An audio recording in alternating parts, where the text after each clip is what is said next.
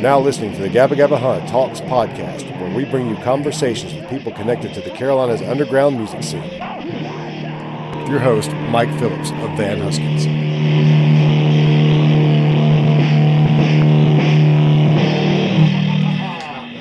I was like, well, that's an hour for it to get warm. I'll still drink it, but if I get it closer to Travis's, it'll be cold.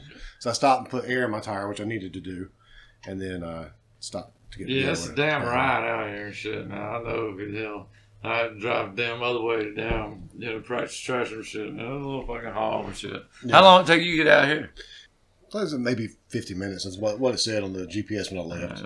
It said about 45 or so to get out. It's not too bad. It always seems like it takes forever to get through Charlotte. Like getting to Charlotte from Kings Mountain to like the milestone, I pretty much just consider that's like getting into Charlotte. Yes. That's 30 minutes. That's nothing.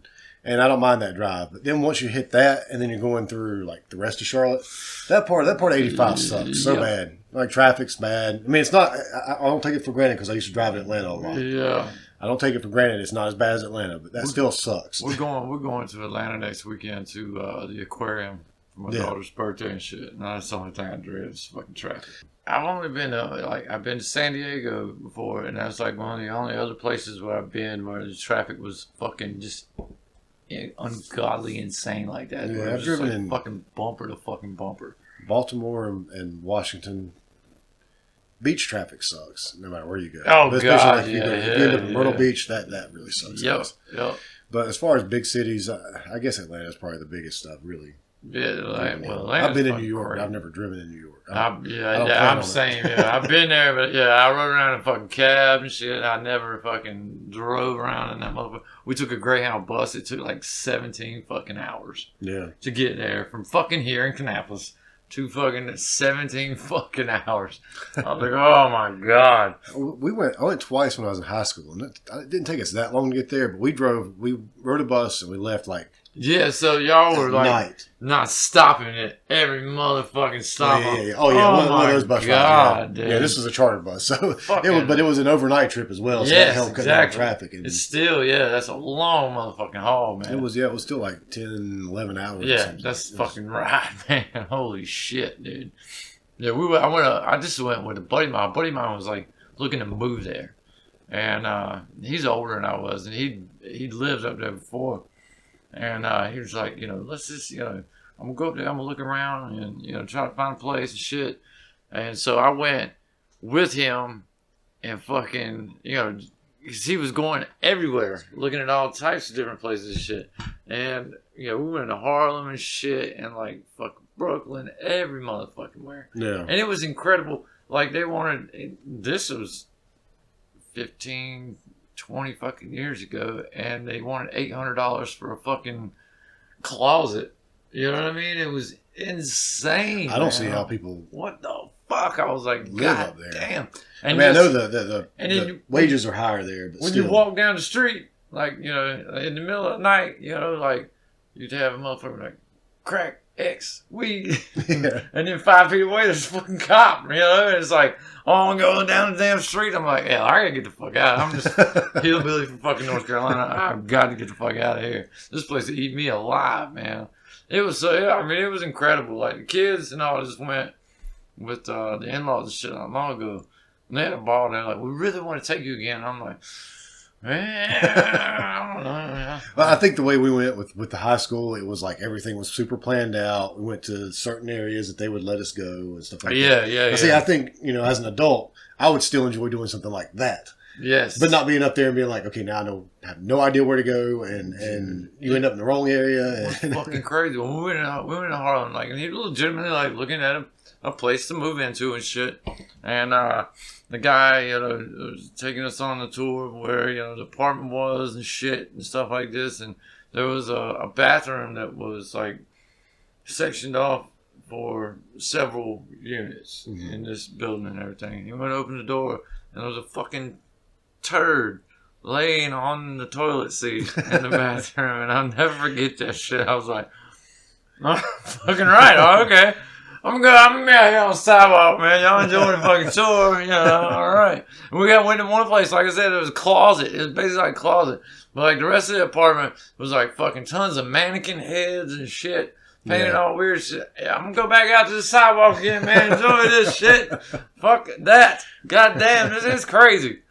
Man, it was wild though, man. Like it was just like it blew my fucking mind. Like I'd never seen, coming from here, Charlotte being the biggest thing, going and seeing that shit. I was like, I don't know shit about nothing, man. This is insane, man.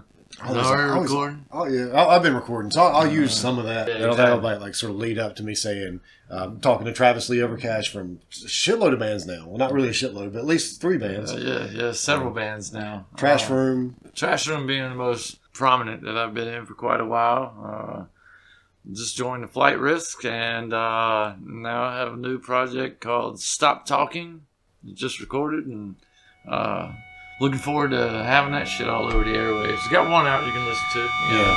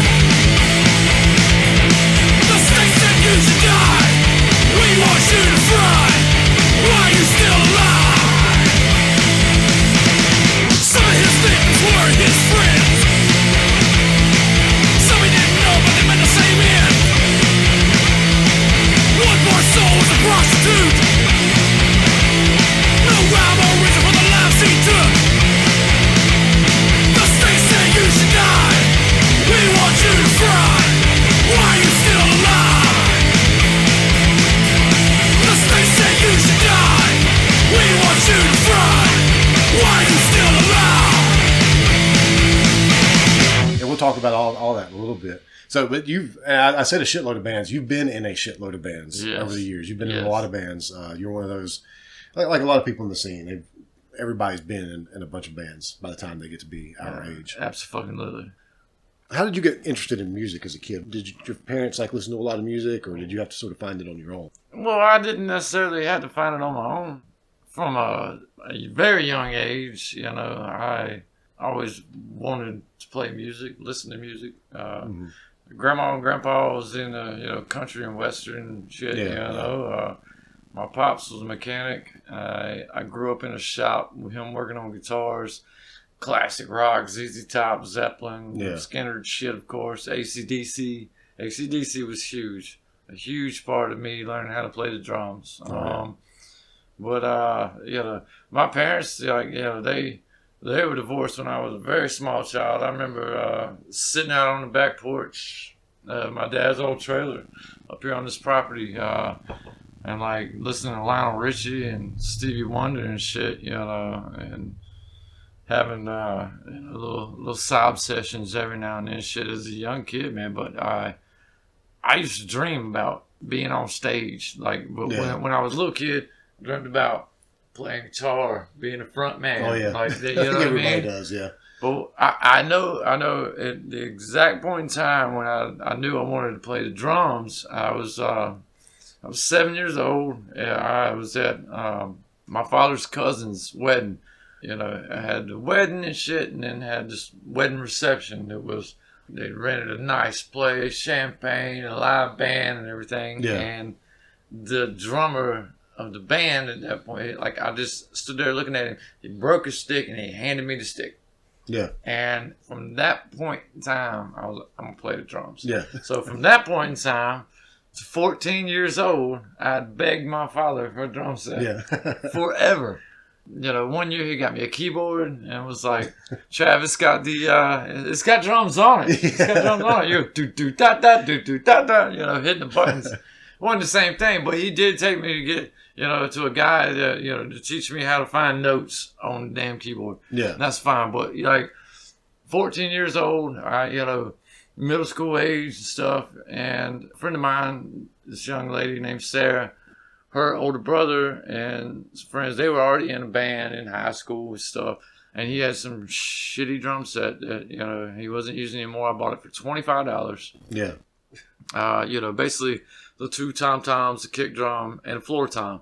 There was no snare, there was no cymbals, there was nothing else. I'd found an egg crate. You know, it was round, it was wood, it fit into the stand for the snare. Okay. Yeah. So it made a pop sound. And I had some hubcaps of shit in my dad's shop. Yeah. And, you know, and from then on out, I had a fucking boombox and just played along with every radio on 99.7, you know. Yeah. And, you know, we had cassette tapes at that point in time. I would just listen to AC/DC over and over, and fucking my stepmother was really into the Black Crowes. The Black Crowes just, you know, kind of came out and, like, you know, Shake Your Money Maker and shit. And so, I loved her to death, and she encouraged the shit out of me, so I would draw those fucking crows, you know, that had the logos for the guys with the big joint coming out of the shit. And I drew a big picture of that, but so that, I kept playing that, you know, that shit just over and over again by myself in a fucking dairy farm, you know, and I had no stool, so I sat on a milk crate with a fucking cushion on it. Yeah. And it was super fucking low, but that's all I had, and it became very comfortable. Like, that's just what I started doing, and that's what it was. What you still do today. Exactly. Except you don't have a milk crate anymore. I've got a little bit higher up, because the older I get, the more my fucking hips hurt and shit, you know what I mean? So, but yeah, like, people like used to freak out about how low I sit, but that's why, like, and honestly, like, you know, in the early 2000s and shit, when I was playing stuff, I was still sitting on a fucking milk crate, and people were just like, you know, hey, you know, I guess it was my gimmick, I guess, you know. But it, you know, and it was fine, it felt good, but like now at 40 years old, to sit that damn low and, you know, hit the kick, you know, you're just like, oh shit, man, that kind of hurts. But you know, I've always had music in my life. Always, you know, my mom, like, you know, anytime I hear a fucking Journey song, I think about riding in a minivan with her as a kid, you know, and I used to hate that shit, you know, and like, oh, God, you know. But then, the more and more she listened to that greatest hits cassette, I listened to it to death, and I was like, God damn, this drummer's really fucking good. Yeah. And then you start looking back, you know, like researching that motherfucker used to practice for 8 hours a day. And I was like, well, I'm never going to be that motherfucker. I'm just going to hit this shit as hard as I can. I relate to that. But yeah, I mean, like, I just, I always loved music, man. My dad was reluctant to buy me a drum set. Now, like I said, I got my own, you know, when I was 14.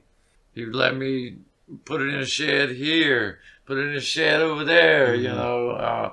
He finally came around and he bought me a plastic, like, rack mount deal one time. And it was all right, man. And it's thought that counts, you know. But he bought me that thing. And the louder we got and the better we got, the farther and farther we had to move away from the house, you know. Yeah. And, like, he came out to see a few shows and shit, you know. And I said, why don't you come out? Man, I've listened to you, motherfucker. I know every damn song.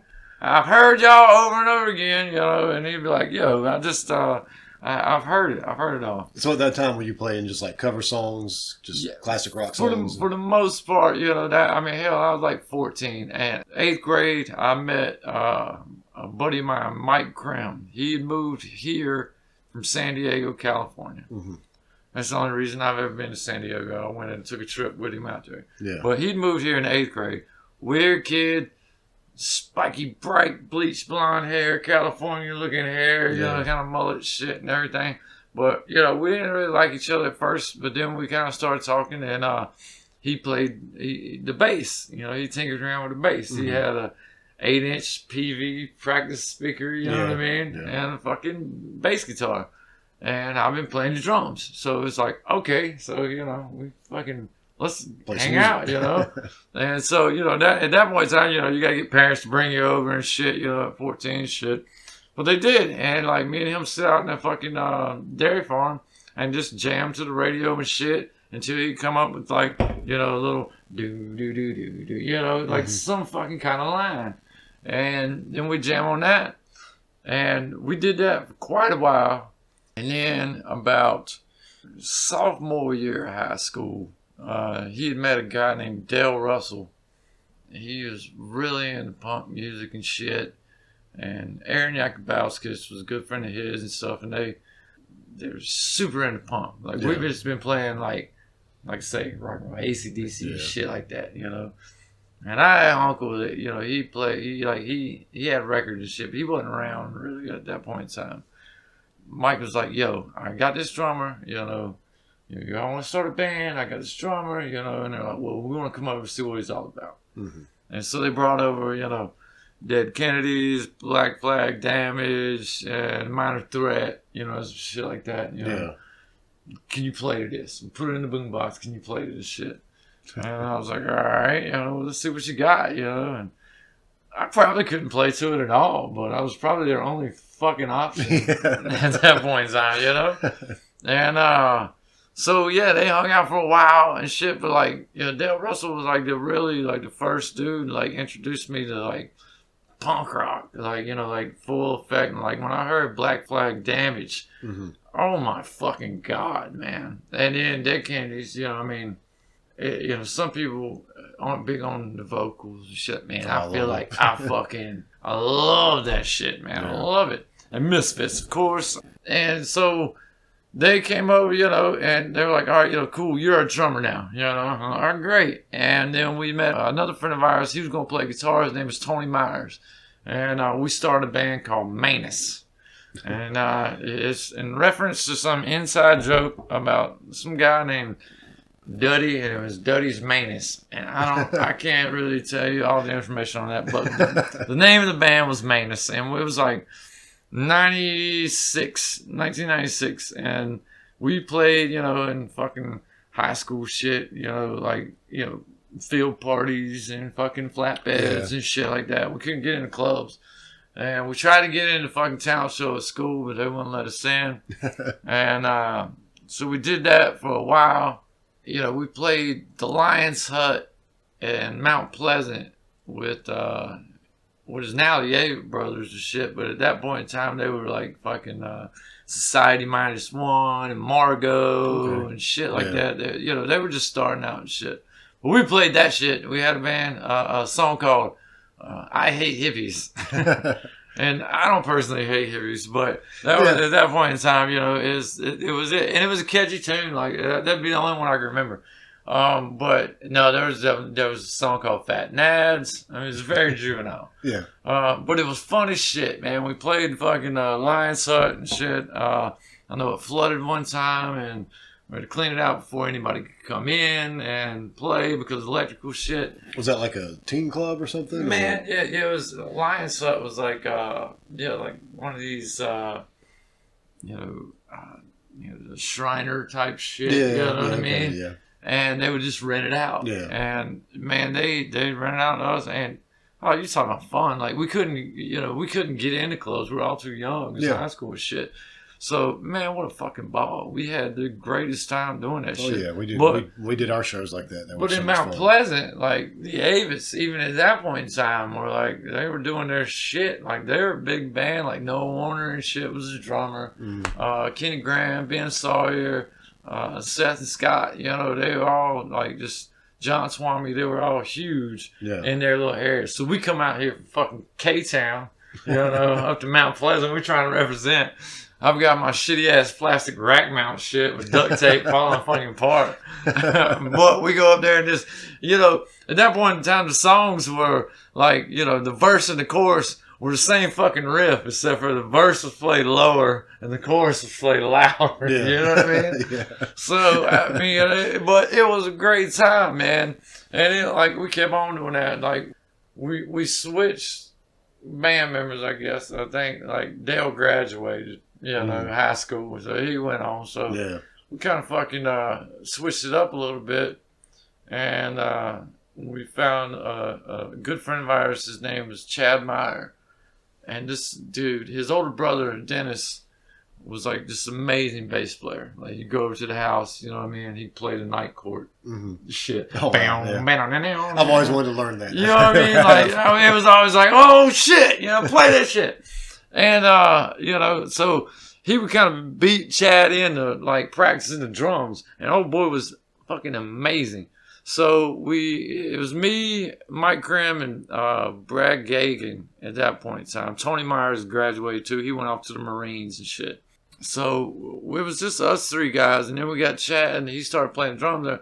He said, Trav, you gonna sing, you know? And so I sang in a band, and a buddy of mine, Kurt Lakaitis, he was like, you know, we're trying to figure out a new name for the band, because Manus was just like, all right, we've done that. We need a real name. We ran through it. Let's just go something else. So my dad had a leather jacket with a pin on it that said, you know, FTW, you know, fuck the world. And so, you know, my buddies come over and shit, jacket hanging on the wall and stuff in the old house. And we've been going through this stuff. Kurt was like, man, I'll just call it FTW, man. And so we did. And, you know, we went through that. So, like high school, we finally got into a talent show from doing Misfit songs, but it was the one that sounded like Elvis off of Static Age. Oh, yeah. You know? And it was like, oh, yeah. You know, you kind of, it was singing kind of instead of just screaming and hollering. So, you know, we also had a buddy on the inside, you know, that was like, I guess in the yearbook committee or whatever, who the fuck set the shit up, you know? Yeah.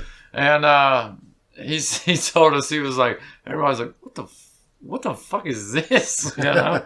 And he was like, what? They let us in. And so when they let us in, we never played that song. You know, we played all of our originals, and they only wanted you to play one song and stop. So we played 3 of them motherfuckers. We didn't stop in between them. We, you know, principal shit over there fucking like, you know, trying to pull the plug and shit. But that, man, we had a fucking ball doing that shit. I made great fucking friends with those folks in the process. So like me, Mike, and Brad Gagan kept on going, you know, whereas other people fell off and dropped off and shit. Yeah. Mike became my roommate living in this house, this place. I've been here since I was 21. Yeah. You know, and I've lived on this property where we're at right now for my entire fucking life. Okay. I use music to escape this motherfucking place. Now I just use it to escape reality for a little while. Yeah. I really don't want to go anywhere though. You know what I mean? Like now I'm just like, I'm just going to stay right here. But yeah, man, me and Brad and Mike moved on to do Southbound, and it was kind of like heavy ass Southern rock, but like doomy in a way, you know. We played one show at Fat City. Okay. And I think we broke up right after that. Yeah. Probably. But we practiced these songs for probably a year, 2 years. Like we had built, like back before this road was here, there was an old farmhouse and there was all these old barns, and we had like boxed in this whole entire band room shit. We had a buddy of ours, Christian, that was a carpenter, and he helped us like do all this shit. And like it was a hay barn, and we had built the walls up around it, shag carpet that we found off the side of the road, and there's a retirement home across the street. So we found a bunch of old mattresses and shit, kind of put them up around the wall to try to deaden the noise. Yeah, it really didn't deaden the noise, but the people across the street had no problems with it. They you know, the owners were like, these people sit out here in their rocking chairs and just tap their feet. They really enjoy it. I'm like, well, fucking great, man. People way up the damn road, like a mile away, would just stop in, like out of nowhere, scared the shit out of you. You know, and you'd be like, whoa, what the fuck? But that was like our, you know, early 20s, like 2021, and we were just out there every day, just playing. Mountains of 40 bottles in the damn corners, you know, and you know, it was just, that's all we did. We didn't go to proms. We didn't do fucking normal shit. We just played music all day, every day. Yeah. You know, we played one show with that group and fucking broke up after the fact, I'm pretty sure. Like, I don't know if it was right after that show, but it was pretty sure after that. Yeah. Me and Mike, like I said, me and Mike have been buddies since 8th grade. Yeah. All right. Going well into our 20s and shit. And, like, you know, me and him were both lunatics, and it got a little crazy at some point in time. But, you know, he's been off and on throughout it. But it's been a long time since I hollered at him and shit, man. Yeah. Oh, shit happens. It was good times. Good times. Fucking sure. Like some of the best times of my life, man. I enjoyed the shit out of it. Like, you see where I'm at. There ain't no music scene in Kannapolis. Yeah. You know what I mean? We got Earnhardt statue, but we ain't got no fucking music scene. But I like to bring that Earnhardt attitude out to fucking Charlotte. You know what I mean? Yeah. I like, and I feel like most of the bands I've been in have all stemmed from right here on this property. Yeah. And I feel like when we go out and play anywhere, we take a little piece of this property with us. You know what I mean? Yeah. It's like, all right, we're here to represent, you know. We're these dirty assholes from out here where the grass is too fucking tall, you know. Yeah. But I mean, I feel like that adds to our, you know, the energy of it. Like, we want. I come from damn people who race cars and shit, and I've raced fucking cars. I want to win. I want to fucking blow your doors off. Yeah. So I might not be as technical as you as far as a drummer, but I want to fucking blow your doors off. If I see you're way, way better, like technically, like you're just killing it, you're a Neil Peart. Well, now I'm going to have to stand up and like flip and damn spit and do all types of crazy shit, you know? So the better you are, the better show you're going to see out of me. Yeah. You know? So, but I'm glad people have been able to say, hey, all right, we can stand this asshole for a little while, man. He's decent at drums, and like, let's have him come on board so we can keep doing shit. Yeah. That's been the biggest thing. So after FTW, what was the next band that you were in after that? So FTW it turned into Southbound. That's right. Which is me and Mike. And we practiced out in the barn. And like I said, we played one show. Then the timeline is fucking weird, but the same three people that were in that band started another band called the Booker No Project. She don't know, she don't know, she don't need to know.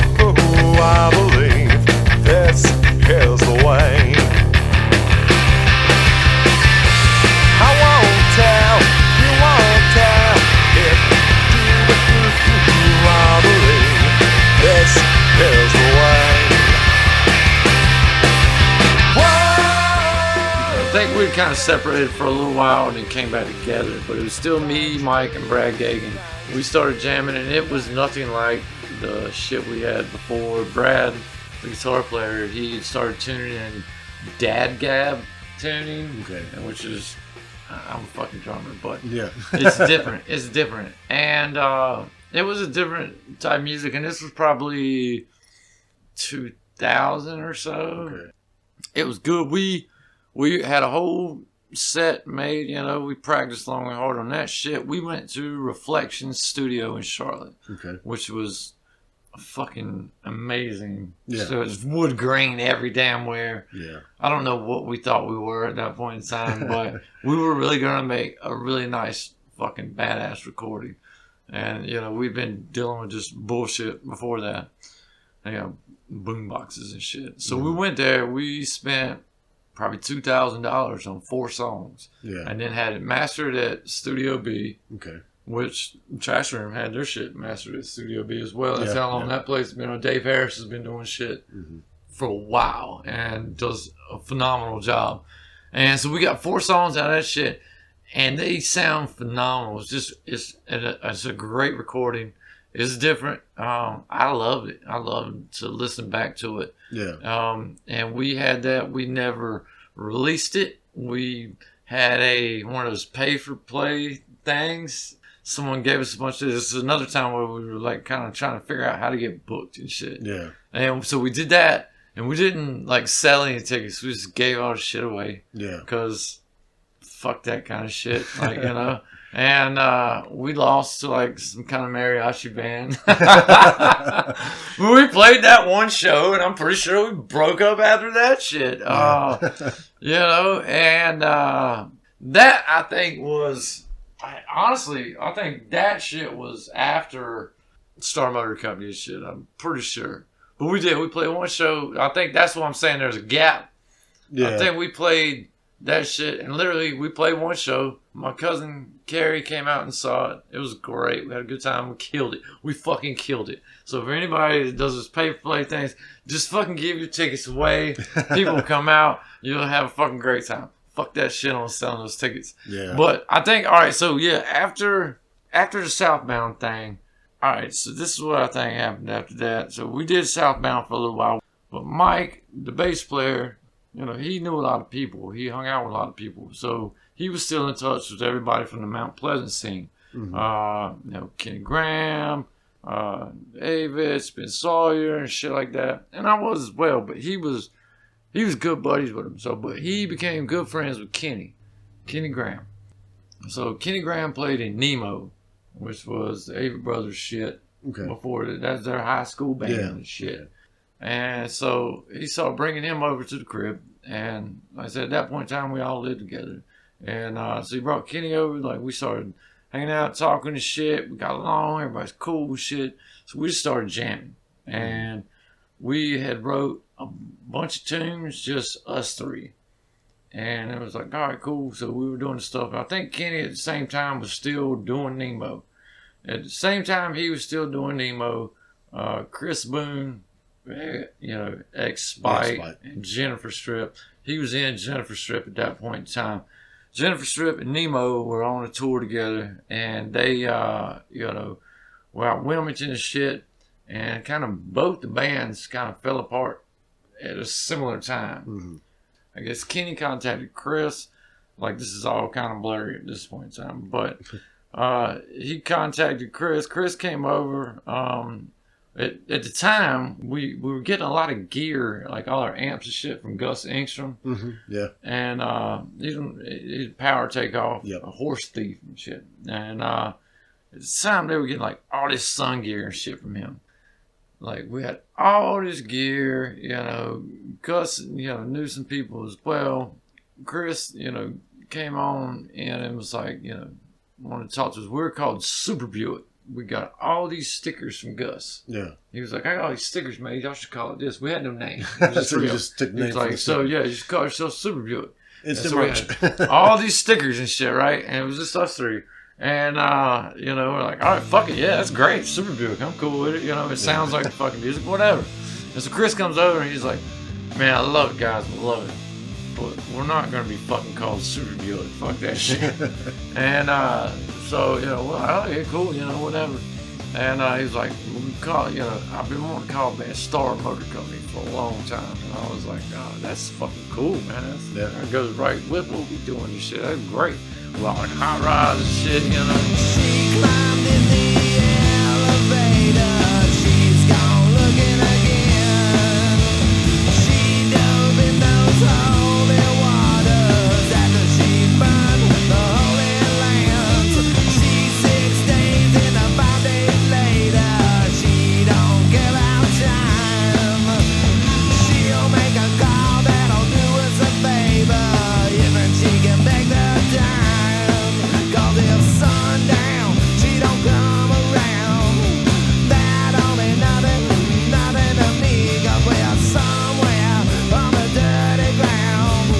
That's where we like it to be. He comes in, you know, and we're expecting Spite. Like, we're expecting screaming, hollering, you know, just wow, you know, wide open shit. Yeah. And he comes in fucking singing and shit. And we're like, whoa, what the fuck is going on, man? Like, he was like, no, I'm not screaming no more. I'm not screaming. Once we started playing, he started putting vocals down. Man, it was clear that it was just incredible. Like, we were just like, holy shit. It was just here in this little fucking house. Like, we just started doing that. Man, the more and more we went, the better and better the songs got. The vocals were catchy. Chris was just a phenomenal front man, period. Yeah. Man, we went to see, like, Mike and myself went to go see Spite, like, anytime they were at Tremont. Like, you know, he'd come out, like, painted completely red. Byron come out in the damn crowd completely naked, beating on the drum. And, like, we were just fucking floored always. And just, I mean, that entire band, John Crumpton, oh my God, everybody in that band was just incredible. Yeah. And like the show was awesome. Like we were just in awe. So when he came over here, standing in my fucking living room and, you know, in my den in Kannapolis, just singing our bullshit, we were just like, what the fuck? We made it, motherfuckers. We're here, you know, like, yo, holy shit.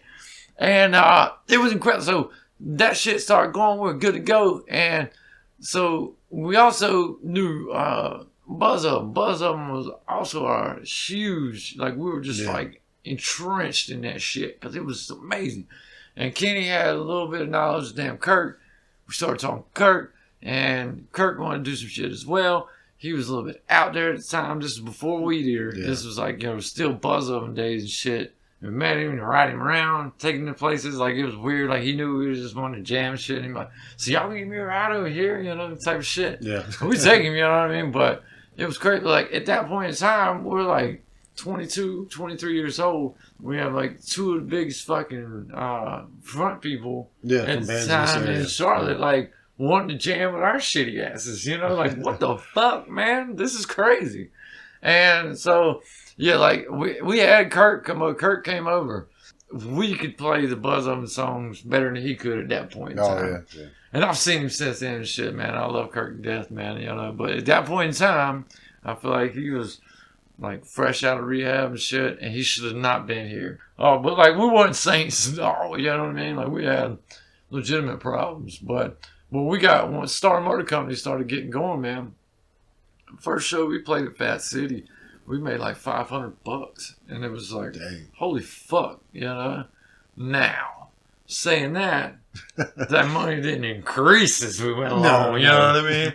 But we played. We've had those good nights, and it's God. Yeah, and then the next time you play, it's $20. It was incredible. Yeah, we were like, what? Oh my God, we all got like 125. Shit, I'm going back to the bar.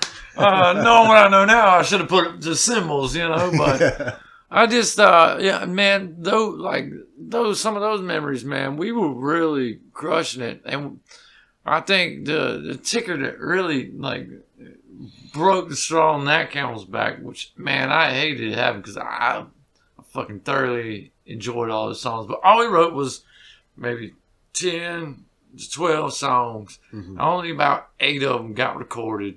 The other ones, maybe on the YouTube video that Stick Elliott put up, I think has all the songs we ever wrote. Yeah. And that's it. And so we recorded several at a place off Tuckasegee.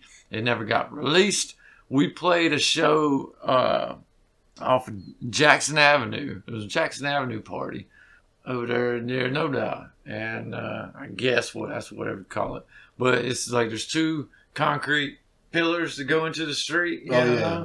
So when you go all the way down to the end of that road, there's just like there was an empty lot. We went down there, we were supposed to play at a set time. Chris didn't show up, for the longest. And we're like, where the fuck is he at? And, band after band played and shit. Finally, he just went there and it was like, all right, y'all gonna go on or not? And we're like, well, fuck yeah. Like, I had the van I was showing you. That's what we rode out in. Mm-hmm. Tons of buddies there. A lot of crazy things going on as far as, activities as far as altering your state of mind. And so we're like, well, fuck it, man. Like, let's just go ahead and play. Like, we'll just do it without a singer. And we played, and we killed. We fucking destroyed that set. Yeah. And we got done, and people were like, man, you should have got rid of him a long time ago. I'm like, what the fuck? What? And I didn't understand that. Because I still, like, legitimately, I think Chris was, like, one of the most solid frontmen I've ever been around. Like, legitimately. Like, he was incredible. Like, we played it without any vocals, and it was still solid. Mm-hmm. And so the next day, Chris was working at the Penguin and shit. He was scheduled to be in work, and so I go up there and shit. I was like, hey, man, what the fuck happened last night? And he's like, man, Morrison didn't show up to every show. And I was like, man, fuck you ain't Morrison, motherfucker. I love Morrison, you bastard. And but I don't even think that was necessarily the straw that broke the camel's back. I don't know what absolutely happened. But like when we recorded the record, Mike, that was originally the bass player that lived here and still lived here after we kicked him out, he still came to our shows. But we brought Derek Young in, who played for Jennifer Strip, and he played for the Avett Brothers. He also played for the Four Horsemen. Just an incredible fucking bass player, and super, super nice fucking guy, man. Such a good guy, man. He actually played on the recordings. for Star Motor Company. And so he did all that shit. He didn't really like play live for us, but like once or twice. But we recorded it, and I remember the day after we broke up. All right, so we were scheduled to play this big fucking show at Amos's with this other band, and then man, they were promoting the shit out of. I can't remember the name of the band. Don't sue me on that shit. But they've been on 106.5, and you know, promoting the fuck out of it. The flyer was kick ass, you know. It was like true rock and roll ass kicker, Star Motor Company and shit like that. And they had our song playing on the fucking radio. And the whole time we were listening to it, we'd been broke up the day before. And we never showed up to the fucking show. Oh, wow. And we didn't tell them shit. And I felt bad about that. But it was just like, yo, we were just in a fucking weird way at that point in time. So I wanted to keep going with the band and get a new singer. But I wanted to use the same name. I want, like, we'd already got this far. We got shirts and shit. Yeah. You know what I mean? Like, people fucking love us and love this name. Let's keep going. And Mike and Kenny were like, nah, man. Like, we can't, like, you know, what? And I was, yes, we could. But they didn't want to. So I was like, all right, whatever. Yeah. So we had a good buddy of Kenny's that was in the, he was in the military and shit. And he just got out. His name was Josh Jenkins. Yeah. Clean cut, you know, just got out of the military, straight lace and shit, you know, and super into metal and funk and hardcore shit, you know. And so we wanted, like, you know, what we wanted from Chris originally was someone that was going to scream and it was going to be heavy and hard and just, you know, intense. And we got, you know, a more laid back, singing, catchy, poppy vocalist, which I still, granted, I love. But so when we got Josh in, he had, you know, good vocal range and he had good lyrics, a weird style about him and shit. But the music definitely got heavier. It got way heavier. And we had that shit going on for 3 or 4 years. We went and kind of did some mini tours with Oh What a Nightmare, which was the Avis rock shit. Yeah, what was the name of this time? Sunset Cemetery. Sunset Cemetery. So close to the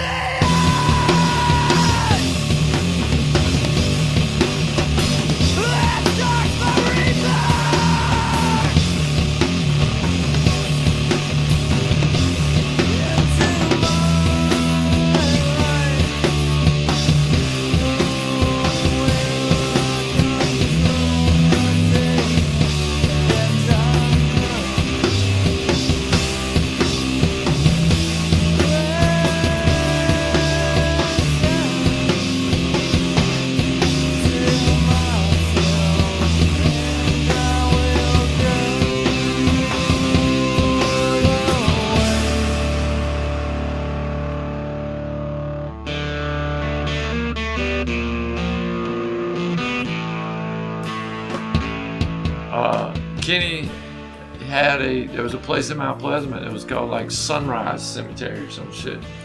And we talked about it, you know, back and forth and stuff. And I'm like, well, Sunset Cemetery. And we landed on that shit. We tried to go heavier, more, you know, feedback and doomy shit and sludgy shit. Yeah. And it also had like some droney shit. Like I say, we had some effects of other substances in our shit. We wrote one song called Lady. We didn't name it, but me and Kenny were here for several hours before Mike and Josh got over. And for some odd reason, I don't know, I'm assuming it was me, had a bunch of muscle relaxers. And I don't, like, muscle relaxers really don't do shit to you other than relax the shit out of you. And so we took a shit ton of those and went in there, like, Kenny just had one riff, and man, we played it, another time, and played it another. It's like one of them times where it's just like everything just hit, you know, and oh, it was so good. Like, and we played it like, you know, 20 times in a row. Came here and sit down on these couches right here, and just kind of lethargic, and you know, about half passed out. Mike and Kenny get here, and they're like, "What are y'all doing?" And get up in there and go and do it, and it just like comes together real quick, man.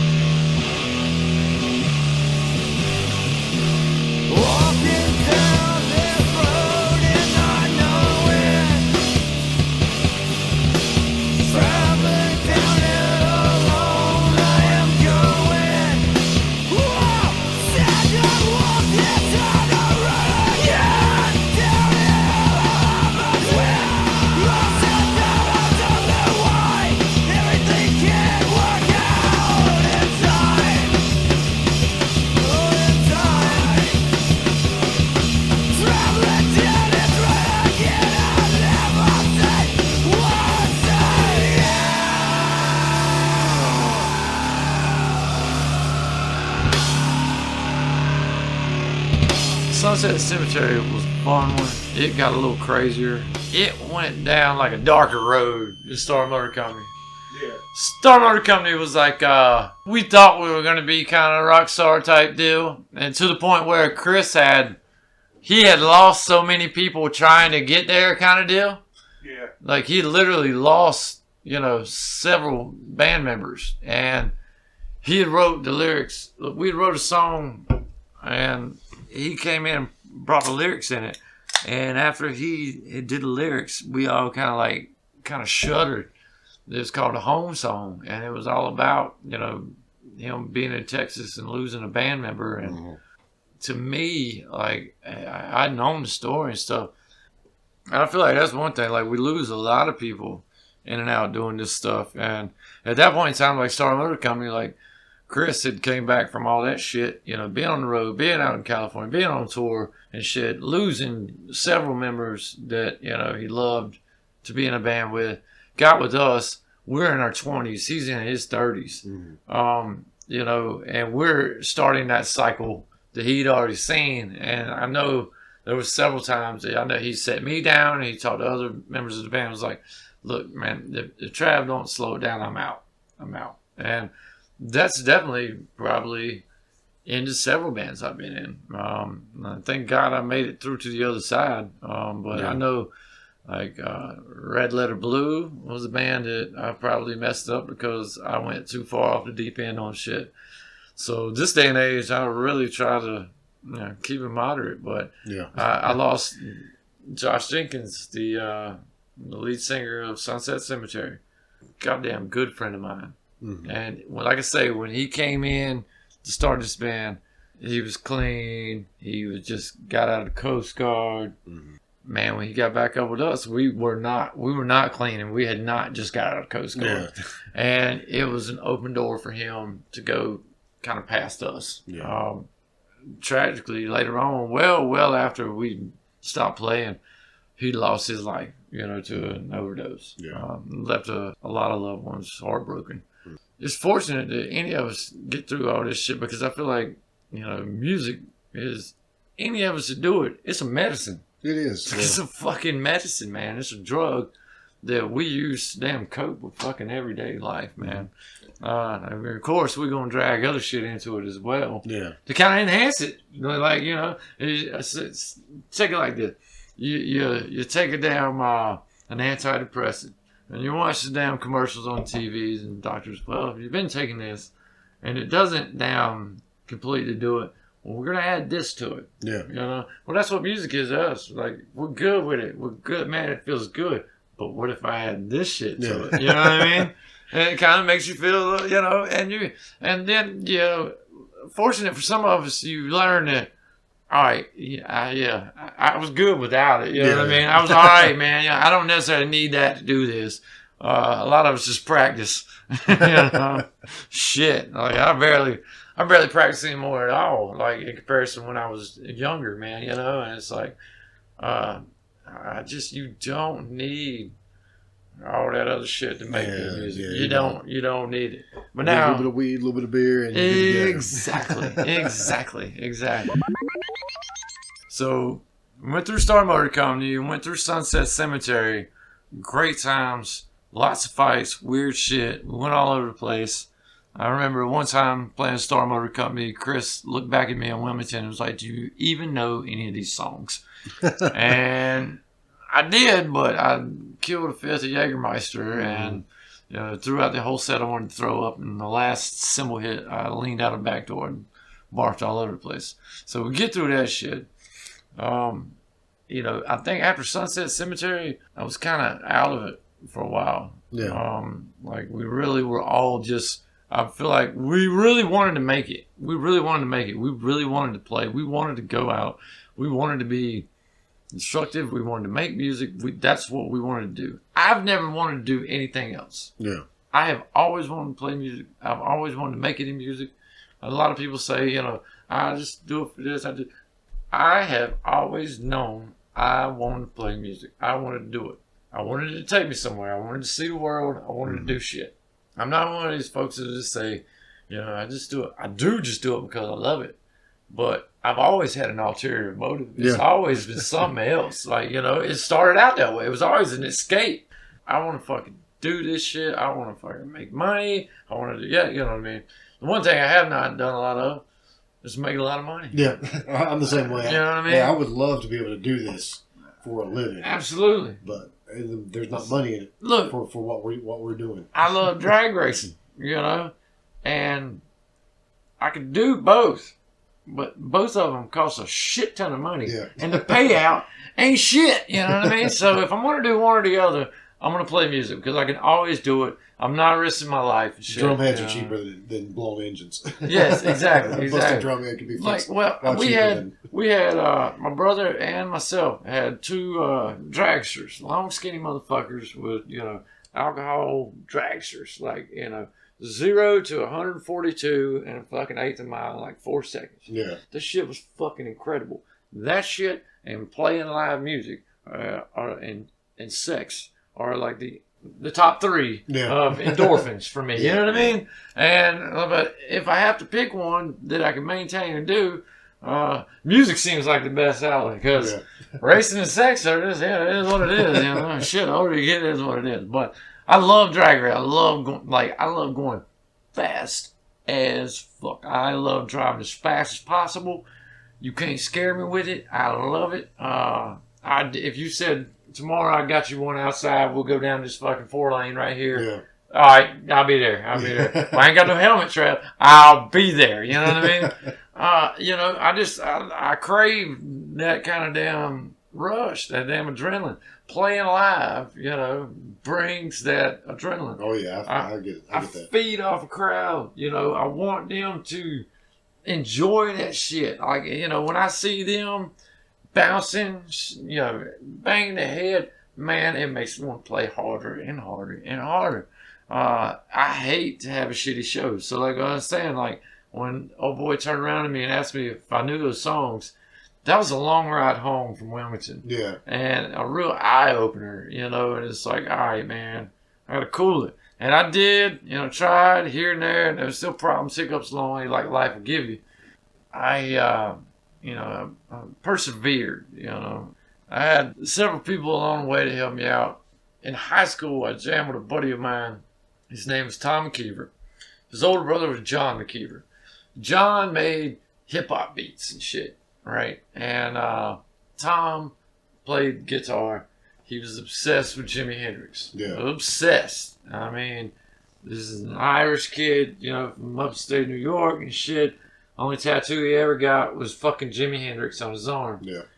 Incredibly fucking awesome guys. Super talented to both of them. They're fucking amazing. But John made beats and shit. I was super into fucking hip hop. Yeah. Like many of us, like 97, 98 and shit.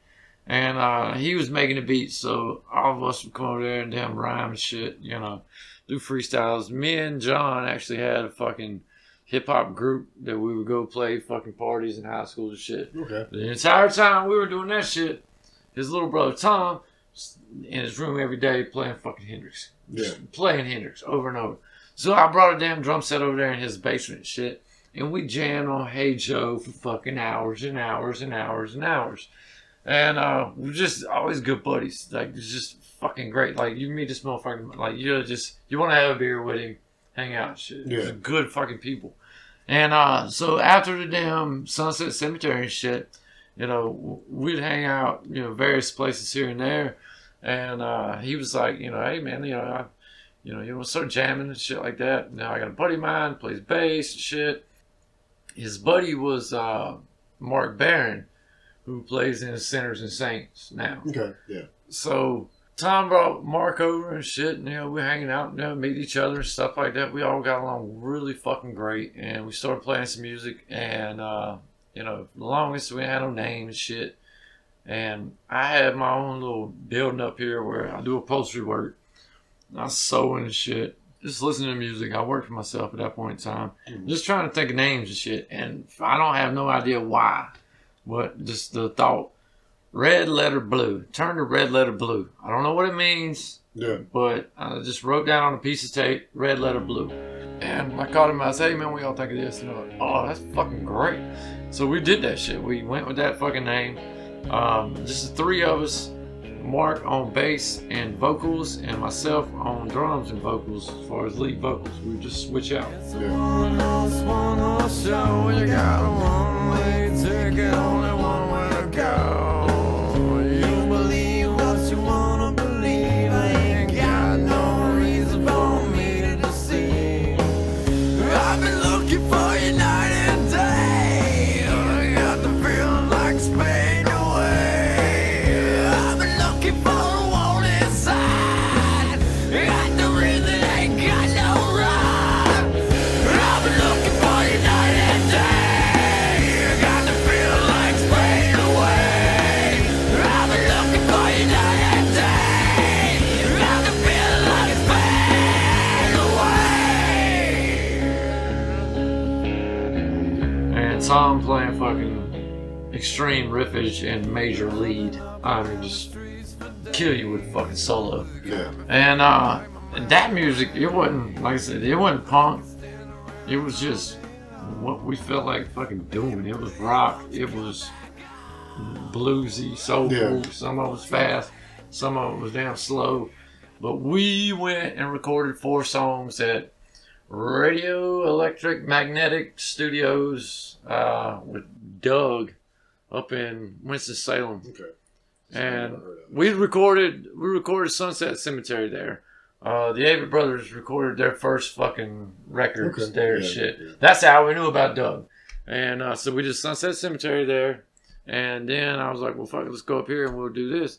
And so we went and recorded 4 songs up there. We played around and, you know, played with Rita's Gift and shit and Spartanburg and off and on all over the place. But that music, like, by the end of it, Mark was playing, like, actually, I have the original bass that he was playing with in that band. He gave it to my kids. It was like a Carrera. And he said it was Carrera. It's a Korean bullet or whatever, you know. It was made in Korea. But I still got it. You know, he gave it to the kids. But by the end of that shit, like, you know, he was playing a stand-up bass. We were working on keys, you know, and like the shit was just getting unbelievable. It sounded incredible. And I'm absolutely positive that drugs and alcohol on my part probably played a major, major portion in crushing that deal. But I still, you know, I still talk to both of them to this day. I would love to get Tom. Tom don't play for nobody. He don't, you know, he doesn't play in any band. Yeah. I tried my best. I'd love to get him to go out and do shit. Of course, Mark is with Perry playing in Sinners and Saints. Mm-hmm. They're doing great. Yeah, we And played with them. man, They're they're really fucking good. awesome. Perry's fucking awesome. We played with Trash Room at Peaches, and man, such a good guy, man. And we had a fucking ball there. That was for a good cause. Just incredible talent. At that point in time, though, like those 2 gentlemen brought my drumming to Just to another a level. fucking level that, oh my god, like, because it wasn't just caveman bashing shit, you know what I mean? It was tasteful. Shit was here and there. I was doing vocals, Mark was doing vocals. We're both doing, you know, the harmonizing backing vocals on each track and shit. I mean, it was so fun. I listen back to that shit now, and I hate that I don't have more of it recorded professionally. Yeah. Like, it was just so fucking good, man. And like after that, man, I took a big halt. Like, I don't think I played with anybody for quite a while. Yeah. To the point where, like I say, that was MySpace days. You know, like we were little, you know, we had a MySpace page and that shit was up. And when that shit dwindled out, like longest time, I didn't go around, I didn't do shit. And then Facebook came around. Yeah. And I was so against that shit for the longest time. Much like your drummer. Like your drummer. Who's still not came on board. Congratulations to him. Yeah, really. Fuck, man. But yeah, like I'd like to walk away from it because of the podcast and the band. I can't. yeah. I can't. That's the only reason. Like, I stay away from it for the most part. Yeah, there's no news information for me on there now, but it's a good way to talk music and promote music and shit. Yeah. And I mean, you know, it's a good source to have, but I just feel like most people are on it way too fucking much. Yeah, like, I'm on it too much. I don't think I'm on it as much as a lot of people are. I probably was like I stayed away from it for a long time. Then got back. Finally I made an account. My wife's like, "Wow, welcome to the future," type shit. And I was like, the only reason I ever set up an account was to find people to play fucking music with again. Like I literally had tapped every fucking source I had here out. Like from high school on into my mid-20s and late 20s, I just played with friends. And met people here and there. I actually had a band called Death Row Toll. And it was just me and one other dude. And we played one show, and his name was Travis Laughlin. He was good people, man, but he had issues and shit, and I had issues, but nothing against each other, but we played one show at a place called SKNet Cafe. Oh, I remember that. Yeah, and they had some cool shit. We played one show there, and we got done. He's like, "Man, thanks for making my dreams come true." And I was like, "Man, you're welcome, bro." And I played drums and sang and that shit. But that was one show, one and done. There was very little shit in between, and so I set up a Facebook account just to fucking meet people to play. I had met Jack Derringer and Smokin Guns. Okay. And they needed a drummer. And I was like, well, fuck. My dreams faded away into the night.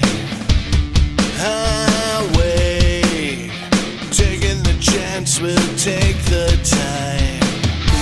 It drags me down. I don't feel alive.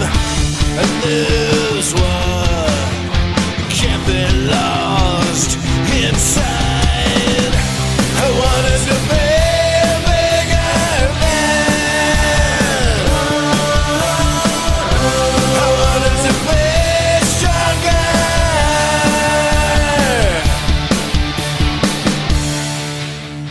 Played a couple songs for my wife, and she was like, "That sounds all right, Trav. If you wanna do it, do it." I couldn't drive at the time, which was also a big portion of why I wasn't playing. Yeah. Because so many DUIs, I couldn't drive for like 7 years, and so God bless her. Emily Overcash is the only reason that I'm playing music to this day right now. Yeah. If it wasn't for her, I don't know. I'd just still be playing out the shed. Yeah, she deserves a lot of credit. Absolutely. She deserves a lot of credit for a lot of reasons. But, she got me, she was like, if you want to go do it, I'll drive you out here. These folks stayed in Mint Hill. And, I went out there and I tried out for them. And, it went well and shit. It was punk rock, but not necessarily the kind of punk rock I'm into heavy fucking punk. Like I want fast, heavy, crazy shit. And there's more a little subdued kind of horror style type shit. And they were great, nice people. Chris Fox was the lead guitar player. Chris Franklin was the lead singer and rhythm guitar, and his wife at the time, Laura, was the bass player. Okay. And so I went out there and tried out, and they were like, "Yeah, great, come on, let's play." Actually, before I did that, I tried out for a cover band, and I did good the first time. Came out the second time, and they were like, "We're gonna go with somebody else." So I was like, "Fuck, man, I'm not that horrible." Like the first time, I just went out there and never listened to any songs, just played. I'd hear the show off 99.7. Second time, I'd practice and came back, and they were like, "No," and I was like, "Well, fuck." They were like, "We liked it a lot better the first time." Oh, kiss my ass. All right.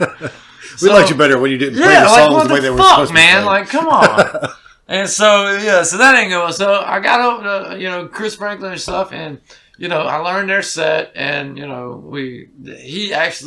I wrote songs on the guitar, and like I'd been playing for a while, but I never played in front of anybody, and he recorded the first song ever that I'd played guitar, the drums, and the vocals and shit. Mm-hmm. And I had my kids come in and they sang a little chorus hook, and he recorded. So I'm mad thanks to him always for having that shit. Like that's a cherished memory of mine. Yeah. Having the kids little bitty singing the damn hook, a song called Torpedo. I shouldn't have lived for the bottle. I should have lived for free. I should have wound up a honky-tonk singer down in Nashville, Tennessee. I shouldn't have drank before I drove. I shouldn't have lost my cool. I probably shouldn't have been such an ass, baby. Maybe I'd have you. She said, oh, down you go, Torpedo. And man, holy shit, I'm forever grateful for that shit. Boy, like we practiced and we played for a long time ago. We played a show at Milestone, and we played with Queen City Rejects. Okay. And so I think that was probably our first show in that band. We were playing at the Milestone. And I'd never seen Queen City Rejects. You know, it's been a long time since I've been to the Milestone. Mm-hmm. Jonathan Hughes and Buck heavily operated in it at that point in time. My early days was with Neil and Andy, Doorbum shit, man. This is, fuck, man, that's home away from home type shit. But John and Buck were, you know, running shit. I love both of them to death. So I met Queen City Rejects. You know, I'm watching, you know, they're getting set up and shit. You know, sound checking and stuff. Dane Abernathy's running sound. And they're doing sound check. And one of the guitar players, you know, starts going, hey, hey, hey! And I fucking just couldn't stop laughing, man. I was like, oh, fuck, this guy's weird as shit, man.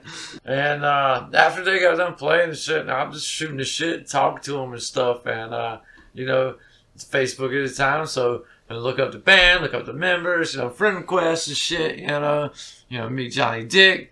Later on, I find this super fucking nice guy, even though the first 97 times I met him, I thought he fucking hated my guts. I'm like, I don't know why this guy hates me so bad, but I don't think he likes me at all. Well, you know, at one point in time, we were playing Trash Room at the station. I think that was our first show, and he flipped me off through the window, and I was like, all right, man, he likes me. I'm like, cool, man. You know, but I met Mike Benson that damn night, and, you know, so we sent friend requests and shit, and, you know, I'd seen the music they were playing and stuff, and he was like, you know, they were super fast and crazy and shit, and he hit me up, hey, man, you know, I'm trying to start some shit, you know, on my own, you know, you want to play drums, I like the way you did shit, yada, yada, yada, and I was like, man, I really don't want to play the drums for you, man. Yeah. I fucking don't, man. I'm old, dude. Like, I haven't played out, like, a lot lately. These people have been playing slow. I played really fast at a Snug Harbor show, and they got mad about it, and I quit the band. And, you know, but I don't know, man, you know, fuck. And, because he done sent me a few riffs. He was like, some shit kind of like this. I was like, yeah, fuck that, bro. That shit is super fast. So fuck that. But I would like to fucking do something with you, you know. Let's find another drummer. I want to do vocals, you know. Yeah. And it's been like a long time since I've done vocals. I love doing vocals. Like I said, I was in a hip hop group. Love being out front. Love doing fucking vocals. And he was like, all right, so, you know, we started talking, you know, jamming shit. We find a fucking a gentleman named Todd Rowland, and he will come in and start the drums from the gun. Mm-hmm. Electric shotgun, suicide, electric shotgun, suicide, electric shotgun, suicide, electric shotgun, suicide. The shit's intense. Show yourself on the barbed wire fence with no fingerprints. Cops had no evidence. She outside the road. Many my animals. She lost her soul. Force her over rock and roll. Electric shotgun, suicide, electric shotgun, suicide, electric. Dwayne Short is playing bass. One of my best friends. Shit, you know, and Queen City was, you know, came in and started playing the bass, and we got Todd in and shit. We started writing some shit, and it was going really fucking good. And I enjoyed the fuck out of it, man. I had a fucking ball. Our percussion session, like all the bass player and drummers were like fucking revolving doors. So yeah. You know, Dwayne had Fred Hutchinson played for a little while. Do shit, yeah. So we had Todd, you know, he was with us for a while. Dwayne had shit. We got Jeremy DeHart in on bass, and when that shit worked out really well for a while. He was fucking killer. He's a great guitar player, great bass player. He's a little bit crazy on the other end and shit. we were down with Todd. Todd was a good, fucking great guy. Yeah. Great fucking dude, man. He's a super nice guy. But he definitely was not to the caliber of Mike's fucking guitar playing. And we had live shows where it fell short, you know. And it is what it is. You know what I mean? It is, you know. And we got Fred in the band, at least temporarily, you know. Yeah. He said he would do it. We brought Fred in, and we jammed for a while, you know. But Fred was, you know, when he came in, we known it was just, he was just helping us out. Yeah. And I met this other dude online, Matthew Estevez, and the motherfucker hadn't got out of high school yet. He was like in the middle of graduating, like talking about, hey man, I want to play this shit, man. I want to play the drums for y'all, man. Hey man, just messaging. Yeah. And I'm like, all right, bro, you know, let me hear some shit. What do you got? You sent me some shit. It sounded fucking great. I go back to Mike and Jeremy. Jeremy's like, nah, man, he's too young. Fuck that, man. You know, I'm like, God damn, man, come on, man. And so we keep on going down the road, Fred stuff. Shit gets weird with Jeremy, and he kind of totally terminates the shit to where it's just me and Mike. Yeah. So we had no bass player. It's just me and Mike still. We're like, what the fuck? What are we gonna do now? We get introduced to Robert Husky.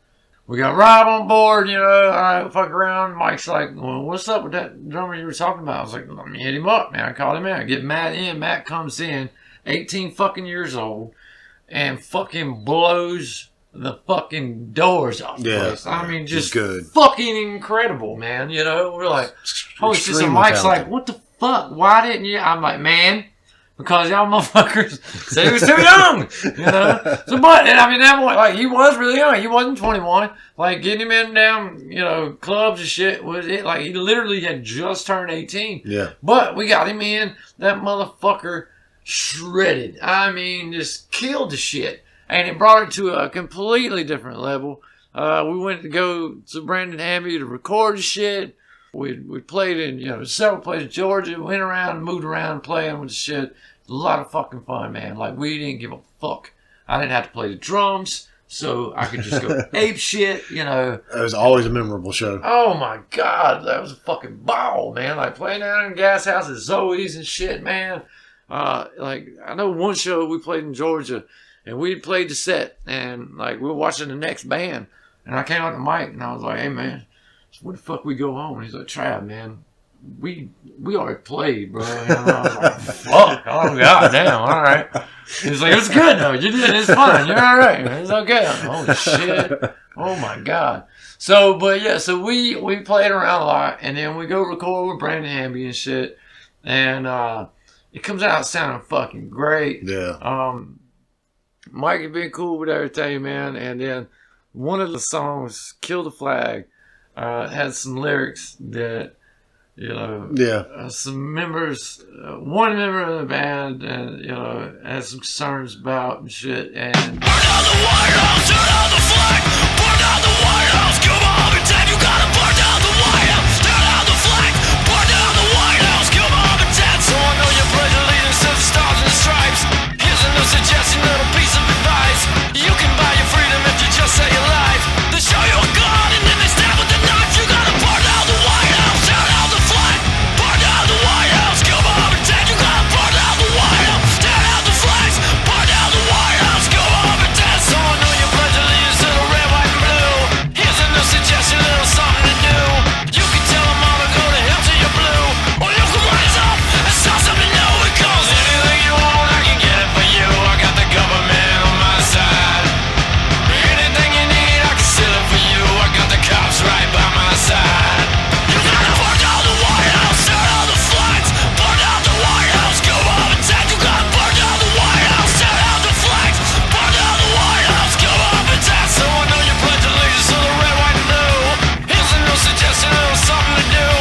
You can tell them all to go to hell till you're blue, or you can rise up and start something new. Because anything you want, I can get it for you. I got the government on my side.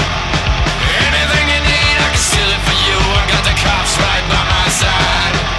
Anything you need, I can steal it for you. I got the church right by my side. Anything you need, I can get it for you. I got the government on my side. Burn down the white. That's kind of when the band started to go downhill. Mixing and recording the shit got stressful. It got weird. We put it out, and then things kind of got halted after that. Well, the biggest thing is Matt moved to he went away to Nashville and shit. And after that, it was like we went through all this shit, trying to put it out, do all this stuff. Me and Mike had been butting heads on the recordings, and he didn't like samples. I do like samples and shit. And the lyrics, like, for the one song, they wanted me to go back and, like, do over. And I was like, fuck no, man. No. That shit is good. Like, and Mike liked the shit originally. You know what I mean? He was good with it, you know? And everything off that record at the time, Obama was president and shit. And I have no fucking issues with fucking Obama or fucking any of that shit. I wanted to use an Obama outtake on the song Revolver, talking about gun violence and shit like that. Like, I really wanted to use it. Mike's like, no, I don't want to use any presidential shit. Nothing else. Fine. Okay, cool. I went to a different sample. But I wanted to do all this. Like, I was really, like, just very upset with the way the fucking whole cycle went. It wasn't had to do with him, this person, or this person. I can't stand seeing the climate of this country the way it is, and the government. I hate politicians in general. Always have. I don't give a fuck about left or right. They're all fucking assholes. They're all fucking shitheads. They're all full of shit, in my opinion. You know what I mean? Like, I'm not going to go one way or the other. I can't stand none of them motherfuckers. Positive side, like, I had wrote the shit in a state of mind where I was upset about my life and how shit was going in my life and the state of the world and shit. And I wrote all those songs, and all those were like fabrication of the truth. You know what I mean? It was about how this is, it's built on bullshit. And all that shit was dear to my fucking heart. Every fucking lyric on that album meant something to me. And for them, to say, hey, we want you to go back and rewrite the shit, you can kiss my ass. That's not going to happen, man. I'm sorry. And it didn't. And, like, it didn't go nowhere after that neither, And I feel like that record, man, goddamn, them songs, man, are some brutal ass songs. I love them, man. I love that shit, man. And so that was the end of that, and that kind of ended it. We all kind of went our ways. None of us were, like, not friends anymore, though. You know what I mean? Like, we're all still buddies. We talk and shit. Matt went off down Belmont in Nashville, which he just graduated from. It's fucking crazy how time flies. But, like, he went for fucking music, and he needs to, because that motherfucker is super talented. The FUs. Let me give a shout out to the FUs. He's got a new record coming out where he's wrote all the shit. Guitar, vocals, fucking everything. I'll be talking to him in a couple of weeks. Dude, next couple of weeks. Thank God, man. That motherfucker is incredible. Incredibly talented. So, I mean, that shit ended. We kind of just dwelled for a moment. And then I remember sitting here in the living room one night and, like, going through Facebook and shit. And I seen Mike and Angela and Levi Erickson from No Anger Control. Fucking, they had a video, and he was playing the drums. And I was, like, listening to this shit, him playing the drums shit. And I was like, what the fuck is this shit?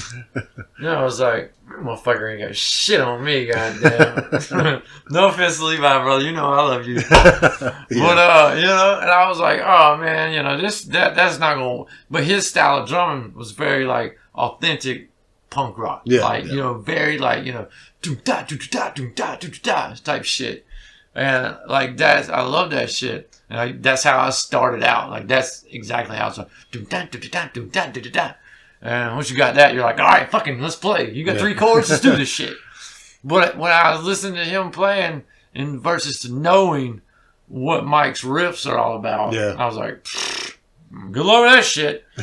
And then, I was like, have fun. And like I said, I never wanted to play drums, fucking Mike, because I know how that motherfucker writes riffs. They're intense. I've tried to play with him before, and it's challenging to play bass with him. It's crazy, man. It's fucking insane. Some of it, like, there's been tons of time, dude, and From the Gun and Trash Room and shit, where I've been like, Mike, I don't know what you want me to do. Like, I don't know what kind of mathematics that is, brother. I have no idea what you're doing right there. But he does. And he can explain it to you. If he really likes it, he can explain it to you how, because I count everything in 4.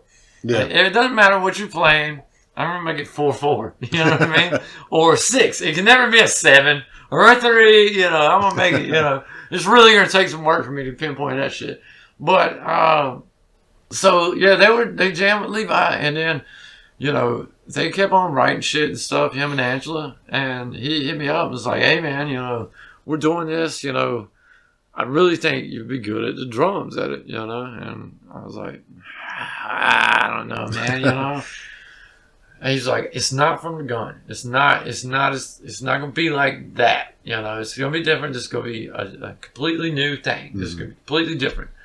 Just come on out and just see what's up, you know. And I did, you know, and it went well. It went really well. I felt good about it, you know, they felt good about it.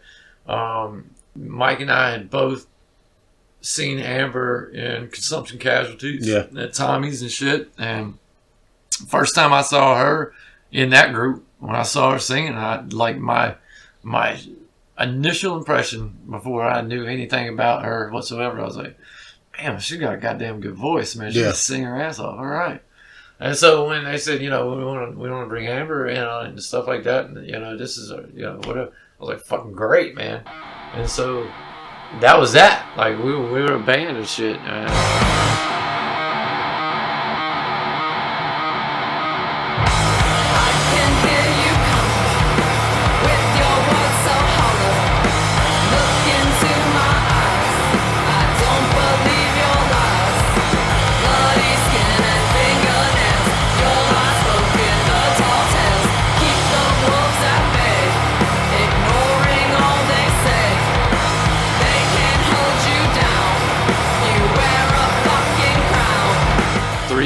Later, you know, 2 albums later, you know, we started working on the 3rd one. Got a few tunes, at least 3. Yeah. Like a little crazy, you know. We've all got older and shit like that. I turned 40, and that fucked me up. Oh. Yeah, I turned 40. I lost my father, and we lost Brett. In the same fucking year. Yeah. And we lost Brett and then my father in like a month. And it kind of fucked me up. And I was like, I don't know if it was therapeutic or just something on my part, but I was like, I just want to play as much music as possible from here on out. Yeah. Like I have a revenge mindset that I want to play as much shit as possible now. I want to record as much shit. I want to play as many shows. Of course, when I had that fucking idea, and then the COVID shit hit, you know, slowed everybody down. The lamest fucking summer of all fucking time. Like, what the fuck, man? Like, summertime was always best time to play shows. Get out there, sweaty, you can take your shirt off, fucking, and people have less clothes on. There's beer and shit. Now people talk about having a show, and I go, are you crazy? Exactly, man. Like, man, fuck, man. I don't know, man. Like it worked, you know. I have to check people's temps every day. Mask 8 hours a fucking day for everybody. I have not stopped working the entire fucking time. I haven't either. My wife hasn't. You know, I mean, the essential list is weird. I do feel for like Tommy Spud. You know, that's my big thing. Is I just don't see. I feel like you should be able to, if you're gonna say motherfuckers with food can open up, that serve alcohol and shit like that, and they can follow guidelines, then why couldn't Tommy Spud follow guidelines? Either that, or they just need to say, look, we're telling you guys you can't open. Yeah. Here's some assistance. Exactly. Here's some rent money. Fucking exactly. Here's some rent money. Help these motherfuckers out. Yeah, because I mean, that's what I'm saying. That's just fucked up. Like, if you can't say, hey, use your best judgment and, you know, follow the guidelines put in place. Here's a minimum number of people that can be in your establishment for the space. You know, have shit set up to where it's, you know, so the bar stool's at the bar. Fucking put covers over fucking every other one to where motherfuckers can't sit them.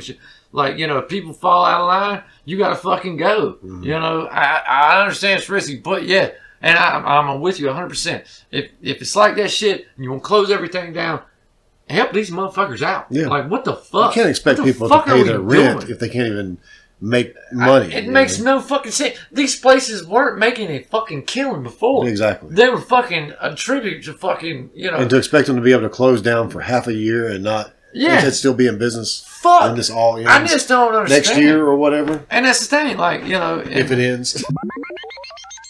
Fucking, a lot of people I feel like should be, if they're not, at the point where wear the fucking mask and hopefully we can get through this shit. That's what I'm like. I'm Please. like, you know, I would like to play shows again someday. Yes! And even if they open I don't up give bars a fuck again, about wearing a mask, bro. Until people get on board with wearing a mask and I see, like, you know, a drastic improvement. 90% of people wear a mask. I don't even want to go to those bars to see a band play. That's it. Because I don't want to contribute to the shit. You know what I mean? Like, I see a lot of shit and I see people up and down and shit. And I get it. And I will say again, I said this before, I'll say it again, I really feel for my bar owner friends. And I want to support them, but at this point, I just don't see myself feeling comfortable being enough able to go get in there. Yeah. Yeah. And I don't want to be the cause.